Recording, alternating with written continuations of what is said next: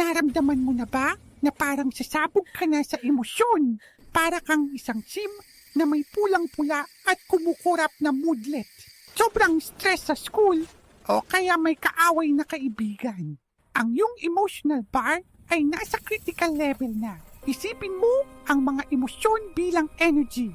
Kapag naiipon ito, kailangang ilabas. Dito pumapasok ang pag-iyak. Ito ang paraan ng ating katawan para i-release ang emotional baggage sa The Sims. Kapag malungkot ang isang sim, umiiyak sila para gumaan ang pakiramdam.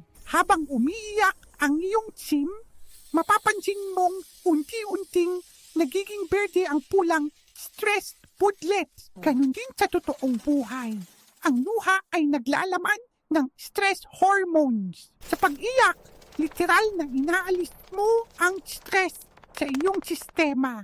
Para kang nag-click ng release negative emotions button. Pagkatapos umiyak, may cathartic release moodlet kang makukuha. Feeling mo, mas kalmado ka na at mas malinaw mag-isip. Ang thought bubble mo na puno ng gulo ay nagiging isang malinaw na ideya. Ang pag-iyak ay hindi sign ng kahinaan. Kapag isang skill sa self-care, ipinapakita nito na matapang kang harapin ang iyong nararamdaman.